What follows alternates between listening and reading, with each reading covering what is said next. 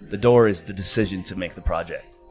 For us to step through that threshold, it's going to take a lot of time, a lot of sweat equity, a lot of work, okay? And we're not going to step through that threshold unless we believe that story is worth putting on that little blue marble out in space, and it's the only thing we have.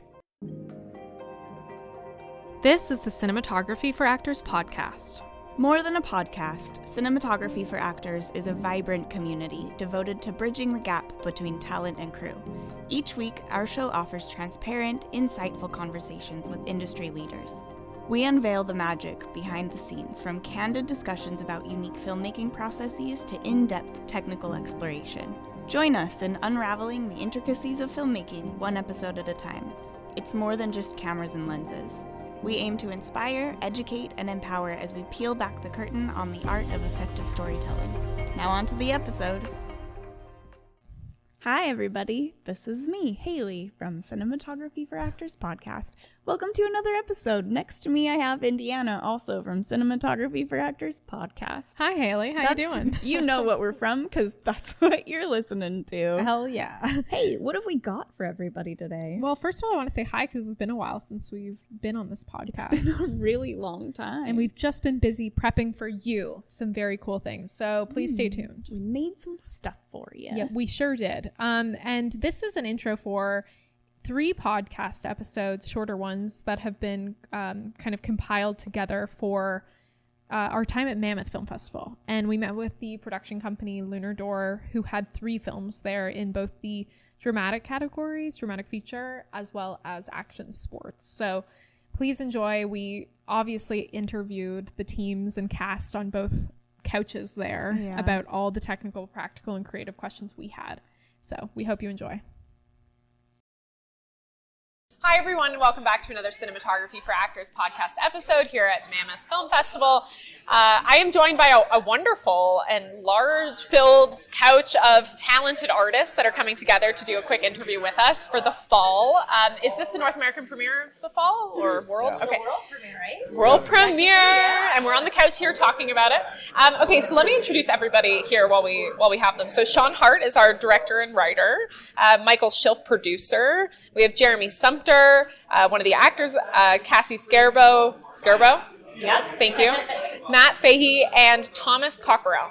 Hey. Great, awesome. Well, welcome everyone. I'm so happy to have you here. Thank you for joining us today. Thank you. Thank you for having us. Thank you. Let's dive into the fall. We have 10 minutes. So, the fall. Can I get from Sean a one-liner about the fall for everybody who's listening? One line. It does not have to be too succinct. It can be 2. It can be 3. Yeah. I'll save him here. Okay. The fall is about an aspiring photographer who is reeling after her mother's suicide, and she's trying to rectify her self-destruction, but she can only do that and find redemption if she accepts her past. Fantastic. That was great. That's a good producer, right? My one-liner would be, it's a twisted, emotionally driven love triangle. There we go. This is good. Square. It's like a little rectangle. Yeah, there you go. There it is. Fantastic. Yeah. Now, we always love at Cinematography for Actors talking about collaboration and how teams come together. And so, how did this kind of team form? Have you two worked together before, and then the cast kind of came a part of it? Yeah, I got lucky. I was asked to DP, shoot Michael Schilf's first short film for their company that they formed together, Lunar Door, and it was amazing. It was one of the smoothest short films I've ever been a part of. Everything was like buttoned up, well rehearsed, nothing. Danny Trejo was in it. We shot multiple locations in like 2 days, and it was fantastic. It won so many awards, it's ridiculous. And that was, I think, 2020? It was 2019? September of 2019. Wow. 2019. And then later, after the COVID pandemic and all this stuff, I had the script, and I approached Chase and Natalie, and they gave, to read. And Michael Schilf, being a very seasoned writer as well as a producer, gave me his best, finest red ink, and we really worked on it. It was a very raw and emotional script, something that I wrote after reeling from losing the two people in the film, the characters, but it's based on like my real grandparents, and yeah, it was a dream, you know, and they have, fortunately, Chase and other people I love these little emotions. have so many talented actor friends like Cassie and Thomas and Jeremy that they've been friends with for all these years, and so it was a little bit unconventional where we had a casting director, but most importantly, we just had really good producers who had really great relationships, and so they brought me this kind of dream team of cast, and it was just an honor because this is not my first feature film, although it's my first feature film because this is the first one that actually had support and producers and a budget and it was a dream come true.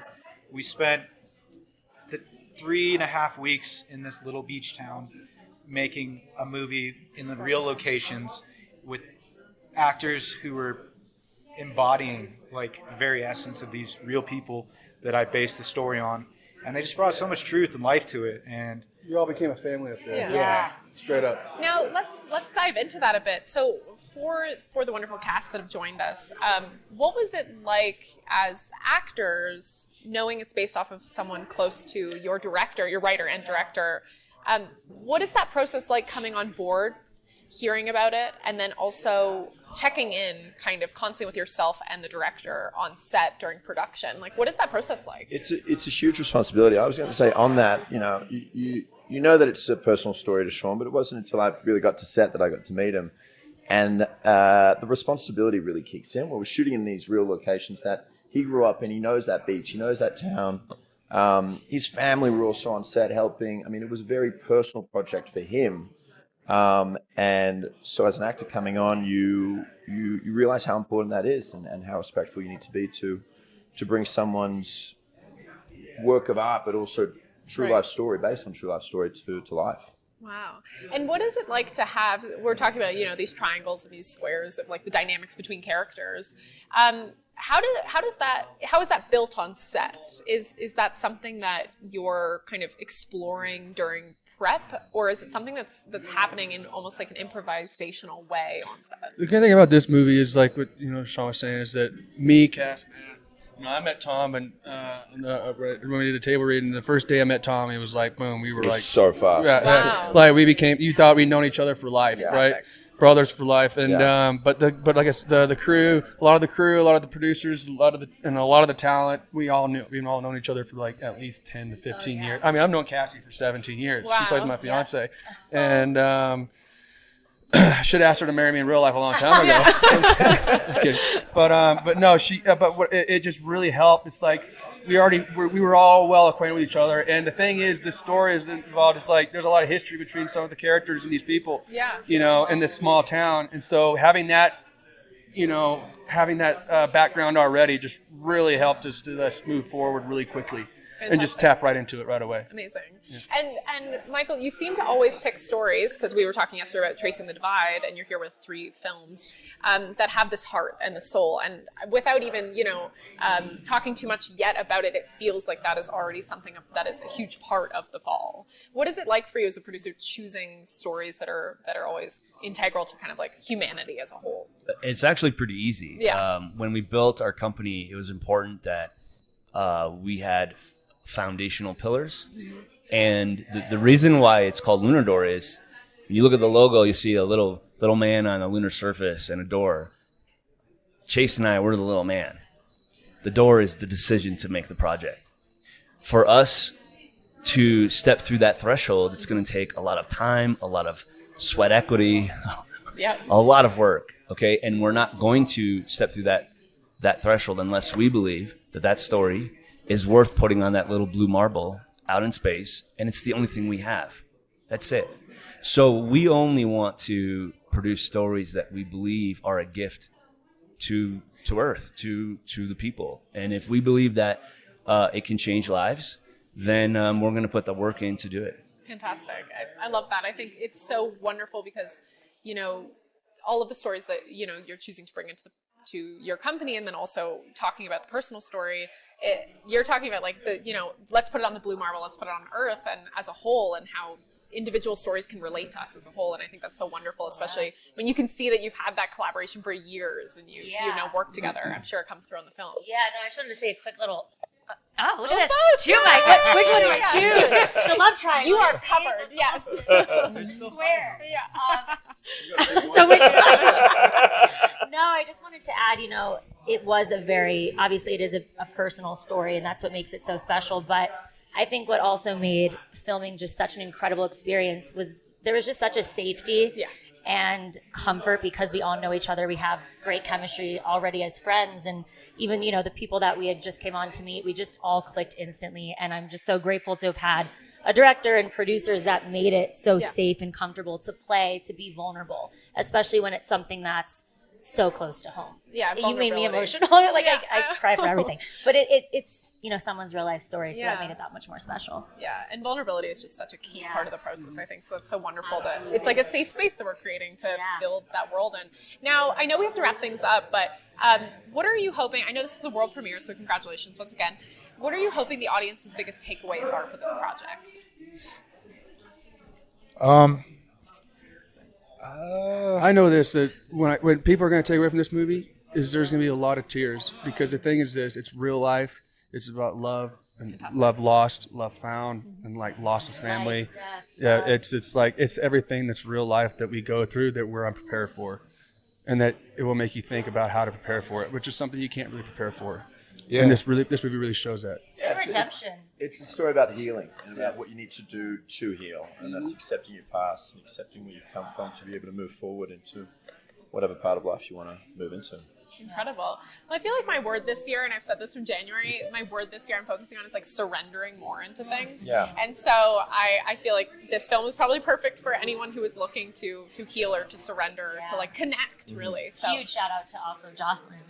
Yeah, my gosh. She booked something huge, so she can't be here. We aren't allowed to talk about her. Maybe we are. I don't know. Yeah, but she's so brilliant in the film, and her chemistry with Thomas is amazing. Her chemistry with Jeremy is phenomenal. They bring in that like history of this toxic relationship, and Jeremy, his relationship with Cassie. So it is very much a love square. There you go. Square. There's four sides to it.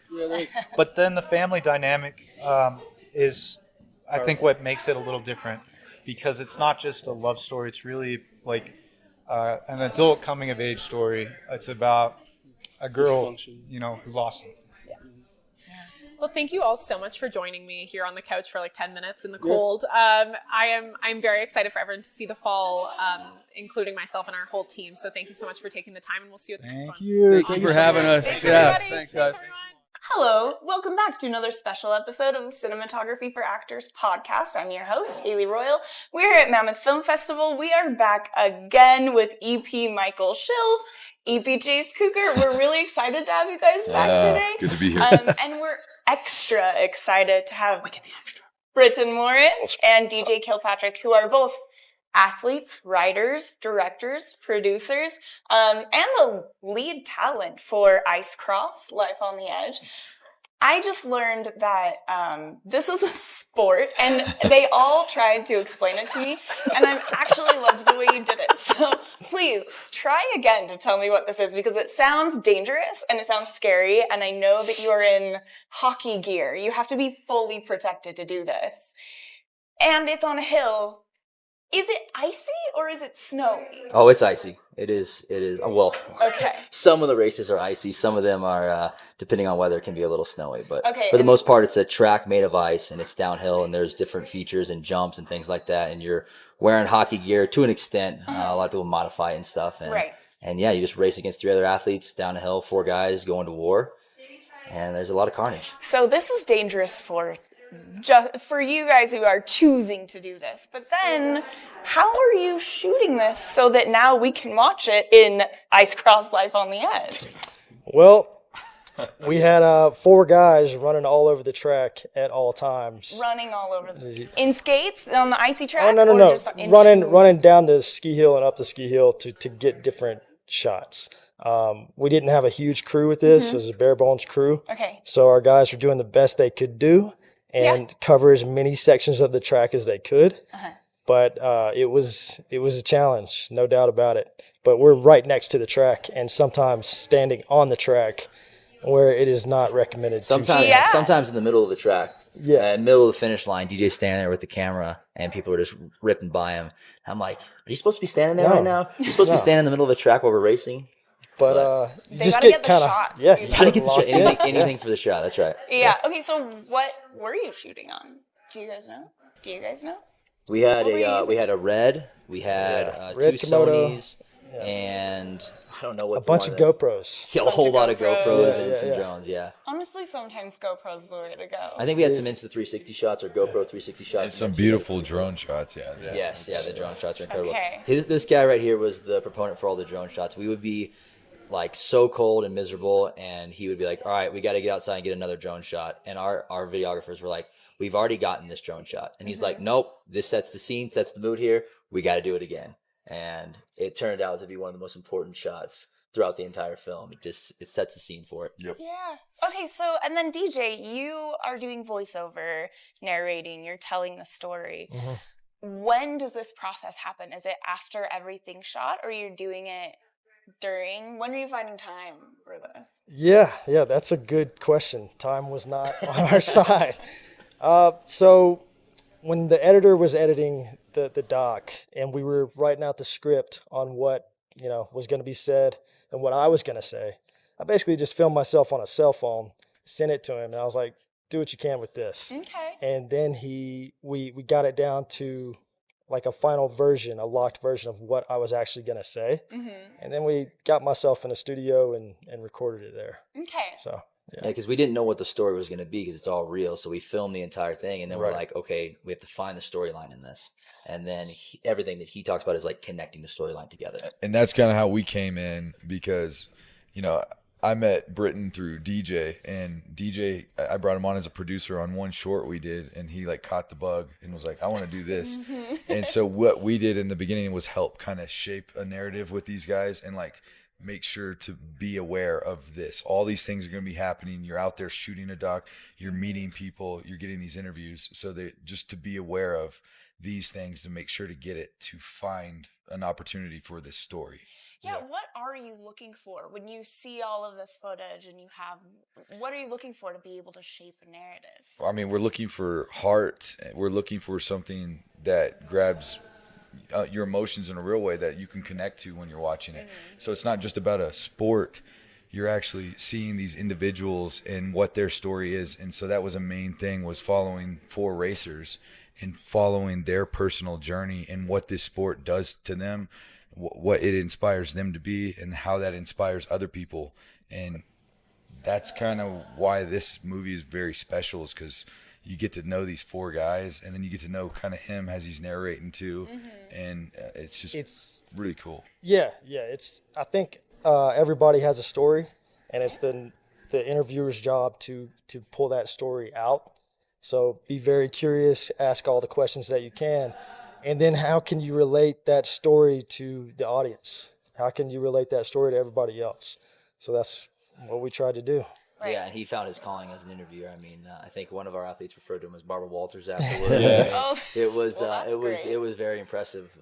I mean, I didn't expect anything less, but it was like he's truly found his calling with this. Do you think you're going to move forward with a career in interviewing? Yeah. I think Ice Cross, the doors for Ice Cross are just beginning to open. Yeah, that's right. So the sky's the limit with this sport, not just the documentary. This documentary was just the beginning. You guys think you're going to try any ice cross? I mean, yeah, I want to go do it. I'm not that great about a skater, but I'm rollerblade. I'm afraid. You have to know how to ice skate. I know. No, I'm afraid that I'm going to beat all these guys. So the confidence. He's my business partner. I don't want him to go do it because I don't want to be embarrassed. The confidence that Michael has is something, and Chase as well, that at the very beginning, we had never actually met Michael. And one of the first meetings that we had, we jumped on a Zoom call, and they were basically like, there's going to be a whole lot of times when you do not know what the fuck you're doing. But if you have the confidence and you believe that you're doing something with purpose, then it's going to turn out how you want it. And we kept that the whole way. And they were crucial in this. I mean, we were the ones that were traveling and there for the whole shoot. Yeah, they were doing it all. They did 99% of the work, really. Okay, but we were instrumental because what we did, we came on as EPs, but also as story consultants. So it was our job to help them build a really solid foundation, but they had to build the house. Right. Okay, they had to do the rough carpentry and the electrical and the drywall and the Spanish tiles and everything. But it's a wonderful thing that they built because of starting with something solid. Yeah, without that foundation, the whole thing would have crumbled for sure. Because we didn't know what we were doing. This was our first film, a passion project to help a sport survive. It was kind of on the brink of extinction. And so we took the reins there and said, you know what, it's more than a film. If we can make something great, let's do it. But let's do our best to keep this sport alive. Was this the idea from the get-go, or were you just getting footage because it was cool and you were hoping, or did you know from the beginning you wanted to build a documentary with a story, with a heart that would influence people? Yes, yeah. From the beginning of whenever we came, actually it was DJ living with Chase for a bit, and they were actually working on Tracing the Divide, and we had shot some things around Ice Cross and done some like vlog style stuff, and we had done some like episodic YouTube type stuff and just anything to promote the sport and things like that. And yeah, Chase was working on Tracing the Divide with Michael, and DJ saw it and he was like, well, I got something for you. Yeah, so he showed him Ice Cross. Well, wait, we can do this for that. And he told me about it, and I was like, sweet, let's set you guys up like with just an outline of how to approach this. And they're probably looking back on it like that sounded easy. I don't think at any point we thought it sounded easy. No. I think it was a lot of blind confidence of like we can do this. Which you have to have. Yeah. That's the only way to be a filmmaker is like to have that blind confidence, but your team. And really just being a part, like being involved and being present in the journey and not so much worrying about like the moment we're at now. We're like, okay, the film's done. It still doesn't even feel real to me that it's done. So it's like we're just taking it day by day and enjoying the process. And that's the way to live life. And that's the way to do something like this. They got to experience what the process of post is. Right. That part maybe we underestimated a little bit. And our editor, just a little bit. Yeah, our editor was unbelievable. He's one of the videographers as well, Lucas, and he's in the Czech Republic. So the times were a little bit weird for us. So we weren't getting a ton of sleep during it. Yeah. But he was incredible. I mean, everyone involved with the film was incredible, and everyone in the sport helped out so much, and people outside of the sport, and the support that we got was, I think that was one of the most surprising things. When our first weekend on traveling and filming for the first race, people were like, what the hell are y'all doing? We have cameras everywhere and we're filming everything. And some of the other athletes are like, what is this? And then like 2 or 3 days in, they were like, oh, here we go. Like, you guys are doing something cool here. And then they all wanted to be a part of it. And by the end, people were like, how can I be in the film? How can I support? And they were letting me on the track. Yeah. And then, exactly. And you're going to save their hobby. So you're heroes now. Congratulations, guys. Yeah. We have to wrap this up. Sadly, would love to do this for an hour. Thank you so much for sitting with us. Thank you. Ice Cross. Keep the very dangerous sport alive. Yeah. Thank you very much, guys. Thanks for having us. Thank you. Hi, everyone, and welcome to another episode of the Cinematography for Actors podcast here, not live, even though I always want to say live, at the Mammoth Film Festival.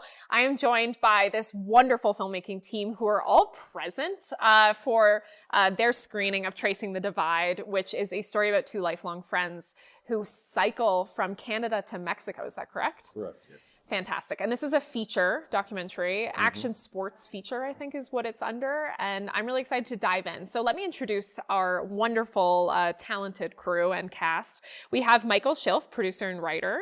We have Jack Zachrajek. Chris, not Chrissy, your wife, but Chris Hebert, correct, actor. Yeah. We have Chris Schmidt, actor. Yes. Chase Cooker, EP. Yes. And Maya Smith, co-producer. Welcome. How's everyone doing? Excellent. Doing the press run today. Yeah. First, when does the film screen? Sunday evening at 8:30 p.m. Fantastic. our entire team is around for it, so we're going to go watch it for sure. I'm excited about it. Awesome. Now, this is definitely, so 2 lifelong friends, we went through the log line. This is definitely like a bucket list item for a lot of people in the world, I imagine, or like a journey, some type of kind of journey that a lot of people want to take. How did this come together? How did you guys start to collaborate? Who was the first on board, and kind of how did you form this team? It's a very long story. I'll let it begin with the 3 of them. Great. All right, I guess I was sitting in a bar. The story starts, I was sitting in a bar. Man walks into a bar, yeah. A friend of mine showed me this race called the Tour Divide, which is a bike race that goes from Canada to Mexico down the Great Divide mountain bike route. Showed it to me, and I was hooked. I just said, I have to do that. I just have to do it. So I sent it to him, and he said, no. And then the next day, he's like, yeah, we're doing this. Great. And then we're going to do it over a few years. Cool. And basically, we thought, Jack is into making movies. So I called him and said, hey, would you like to follow us? And he kind of just laughed and said, no. And then maybe a month later, he called me back. And he said, were you guys serious? I said, yeah. I mean, we'd get a great home movie to show our family like what kind of adventure this is that people aren't going to appreciate unless they can see it. And a lot of people have done this route. A lot of people have done hard things, but this was our journey, and want to at least share it with our family. So that's when we brought Jack in. So he had reached out and said, hey, would you want to follow us across the divide? And it was so bizarre, because I was like, well, how are we going to film this? Like, that seems like quite an undertaking. But then I just, got my toe to Tacoma. I was like, okay, I think I could figure out how to do this. Right. So I thought about it for a little bit, and I said, you know what? I had left college to pursue film and photography and media, and kind of exploring what I really, really love to do in that world. And I've never made a documentary yet. And so when these guys approached me and said, hey, would you like to do this? I said, well, it'd be quite a great learning experience at the end of the day. And so it was very, it was fear. Like, there's still a lot of fear involved, but I was like really kind of excited to take this undertaking and see what happens. Absolutely. And I think the best part about that, and this being like the first documentary where you're like, I'm going to dive in after a month, or you're like, I'm going to dive in, we're going to do it. I'm going to do it. Is that there are no rules in your head yet, right? Like the best part about like when you start making movies in different genres or whatever it is, like the new territory, is that you don't have like that preconceived notion of like, well, we're going to have 5 cameras and we're going to have one in the 10 and then we're going to have one, in the back of the camera. It's like, okay, let's feel it out. Let's learn together. Let's grow what feels comfortable. And I think that's probably why like you have such a successful film that's, debuting and is so wonderful. So that's great. That's awesome. And what a great collaboration. Now the rest of the team, how did you get involved? We came in later. Okay. So before I get into that, I just want to say Jack was 20 years old when he started this project, which is amazing. Yeah. I feel 30. No, now he's retired. Yeah.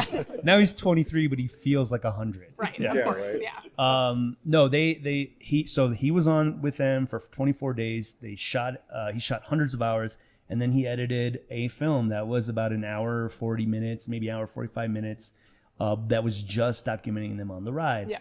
And then he put it on YouTube. Not what I would recommend, but that's what he did. Right. And Chris's wife contacted me and said, hey, my husband did this thing, and they made this film, and they put it on YouTube, and I'm not sure it was a good idea, but can you check it out?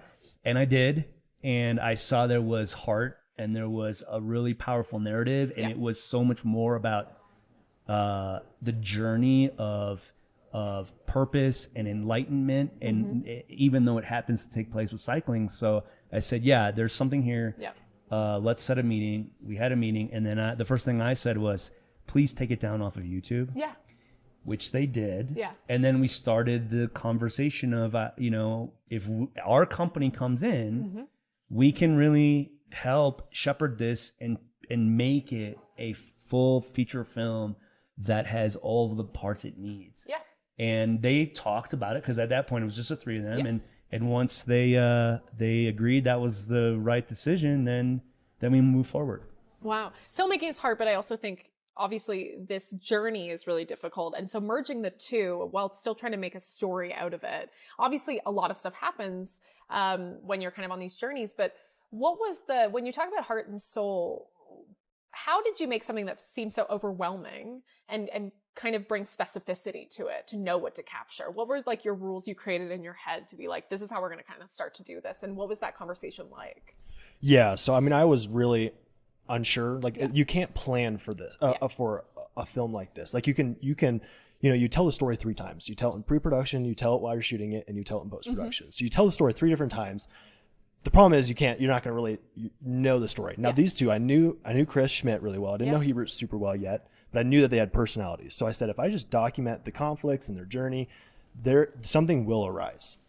Now the beauty of this film was when it came to like gear first, I think this is kind of what it really kind of boils down to is how are you going to tell the story with, the route and the gear. I kind of limited myself with the gear. So I had one camera, it was just me, a drone and some GoPros. And I said, this is all I'm going to use. These are the tools that I'm going to use. I'm not going to have 5 cameras. I'm not going to have 3. I was like, if I overwhelm myself, the story will not be told. I will miss things. So that was kind of right off the bat, like the specifications I set for myself was, we're going to make this very simple and I'm just going to be there as much as humanly possible. So lived in the back of this truck and just followed their journey and used the small amount of tools that I had, but was the most effective way to tell a story, especially as kind of a one-man band for this. Amazing. And for the talent of the film, what were you not expecting? Like you're like, let's document it. But what did this turn into? Was it the expectation that you thought, or was it more like, well, yeah. Well, I've known Jack, kind of coached him in cycling for a bit. Oh, wow. And kind of grew up with him a little bit. And I knew Jack as a friend and somewhat of a mentor. And we show up in Canada. He picks us up in Montana. He picks us up at the airport. And next thing you know, he's putting up lighting and, he's telling us we're going to do interviews. And we're like, what? I thought we were just making a home movie. Right. And he was serious. Like, this was filmmaker Jack. And I'd never seen that before. He came prepared. And we were clear in saying, we don't want your help because we want to do this self-supported. And he was very clear in saying, I'm there to make a film, not to help you. If you're bleeding, I'm there to document it. And he was true to that. I mean, from the first mile to the last mile. So seeing him kind of transition into filmmaker Jack and, handing us GoPros, like, what? We got to do a GoPro? Like, we were just gonna ride our bikes, right? And suddenly he's making a film, and it was just, I'm grateful to have been a part of that transition for him. Well, it was also fun watching Jack improve his technique too as we went along. I think you were a newly minted drone pilot. You'd gotten your license just before we went, and Chris and I would be like, wouldn't it be cool if Jack like flew the drone in between us while we're riding? And Jack's like, I don't know about that, guys. And then all of a sudden one day we're driving, riding along, and the drone goes shooting through us, and it's like you don't hear it until it's right on you. Absolutely. You're dodging a drone. It felt like, but his technique got better, and then he also was learning how to anticipate where we'll be. Better. I will say that there were some situations where it's like, Jack, make sure you're in front of us the whole time, because we were worried that he'd get stuck in the mud. Oh, wow. And then we wouldn't know. We'd just end up in the next city, and it's like, where's Jack? We had no idea where he's going to pop up. I mean, he would see us for 30 seconds and then we wouldn't see him for 4 hours. Which is kind of great because it allows you to still have the journey that you set out to have while also being true to the story, which is like what we're trying to do with making a film. And so I have had my own experiences with like long distance traveling. And I know at the end of the night, it can be really hard to document, whether it's writing it down so you remember it or filming in this case. Because you hadn't had the experience of being like, okay, we're going to have these GoPros with us and stuff. Was it hard to remember to film yourselves, or was it a habit you had to get into with the GoPros at night and tents, things like that? Or how did that work? I wasn't really good at it, to be honest. Okay. I had an older GoPro. I was really frustrated with it. You'd say GoPro video, and it would say, no, I'm not going to do that for you. It's like, what'd you say? And I'm like, oh, come on. But I was really frustrated with the GoPro. Or I'd pop the GoPro up to take a video, and there's Jack right behind me. And I'm like, so Jack's in the video. And I forget it. That's so great. Sorry. Go ahead. There's certainly a learning curve. Yeah. Because for us, this is a bike ride for us. It's not really about making a film. For sure. So it's like I turn this thing on. What do I say? Yeah. And so I think that evolved over the course of things, and you don't really know what you're getting yourself into or how you're going to react in certain situations, and you find yourself in situations you didn't anticipate, and then you just would take it out and talk.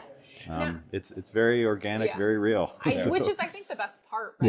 Yeah. It's just, once again, authentic storytelling. I will say, as someone who has seen all the footage over and over and over and over again many times, what was really interesting to see is that at a certain point they kind of forgot about the camera. It's great. And because, like, let's say the journey was only 2 or 3 days, they would always have been aware. For sure. But because it was a 24-day ride, at a certain point it was like camera around was nothing, and they were so genuine and vulnerable. And I will say that even though Hebert, was not necessarily the GoPro wasn't necessarily his best friend. He was very vulnerable about when to use it. Like, one of my favorite shots is he chooses to do a confessional while he's sitting on a toilet in an outhouse. Great. And I'm like, so good. Who would think like, and think about that. Totally. No one would do Totally. that, except for him. But you're at a point where you're just like diary entry. Exactly. Yeah. So I remember, just so you know, like, it wasn't in the original cut that I saw, and so I knew there was going to be golden nuggets that was not in. Yeah. And so our editor Keith, who's not here, and we were going through it, and every once in a while we'd find one, and I'd go, "That's gold, that's gold." And when I saw him in the porta potty, like, doing this serious confession, I was like, "That's gold." Yeah. I kind of wanted to build on too. There's, from my perspective, and the why I kind of chose to pursue this GoPro avenue was there was really two things. One is because it's one man band, I can't be there for everything, so I kind of had to just and I knew these two well enough that the first couple of days will be hard, but they're going to warm up to it and they're going to really enjoy it. And I said, this is your diary. This is like a journal. Okay. The other second thing was I knew them really well. So in documentary, it's really, if you know the subjects really well, if you're friends with them, sometimes that can be really tricky on how you're going to tell the story. And I kind of quickly realized that I wasn't going to get from them what I really, really wanted. It just wasn't going to happen because they know me so well. I pulled my truck, I pulled the camera, they're going to feel like they have to perform or whatever. So I kind of had to think about it. I was like, you know what? If I just give them GoPros and say, hey, this is just like your journal. Yeah. It's going to remove me from it to the best I can. And we're going to get those moments on sitting on a porta potty talking to the camera or whatever. Like, that's what I really wanted. And I'm kind of glad that worked out because that's my favorite part of the film. You wouldn't have been in the porta potty. Right. Probably I don't think so. Not sharing it with them. I wouldn't have let you in there. Yeah. That's probably the more important thing. Yeah. Now let's talk to, like, producing team over here. For those that are listening, what is the most important thing when building relationships, when there's, like, the footage has already been shot, the relationships already exist, and you're coming in kind of telling them, like, we're going to take your footage, take that down. Like, what are those initial conversations? What do they look like? Well, definitely trust, for sure. Okay. Right. We came in, I would say, not at the end, because there's still, when I saw the original cut, I knew a couple things. I knew, number one, that this story has heart and it has soul, and there's something here that I know is missing, that I know it exists. But I also knew that it wasn't done. Right. Because he had made a movie that was an hour and 40 minutes that was just following these two guys riding. And I knew that, well, wait a minute. No. We have to go back a year later and meet these guys. How has this story how has this ride affected them? And they both were changed dramatically. They both had enlightenment moments. They found new purpose in their lives beyond cycling. And that's really what the film is about. Yeah.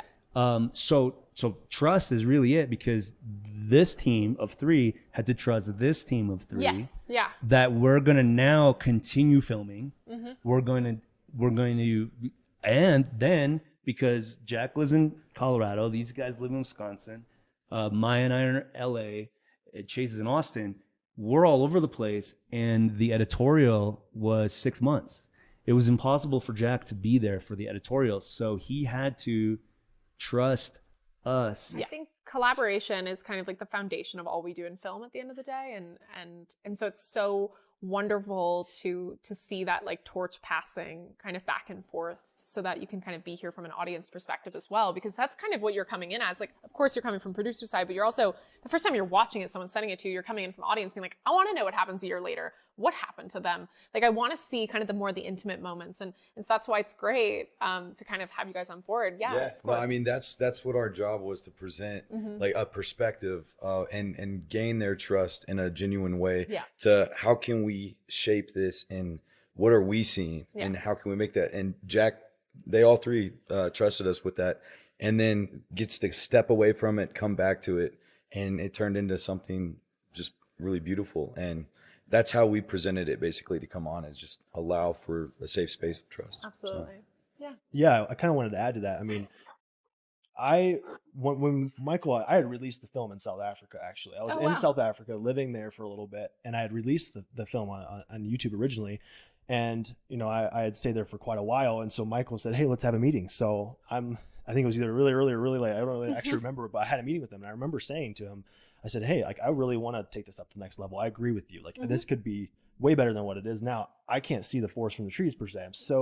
They had gotten involved, I think, about a year and a half later. So I had edited this in craziest places, and I was so married to it that I had to find an outside perspective. And I remember telling Michael, I said, if we're going to do this thing, you guys got to watch. I said, someone's got to watch all the footage I shot.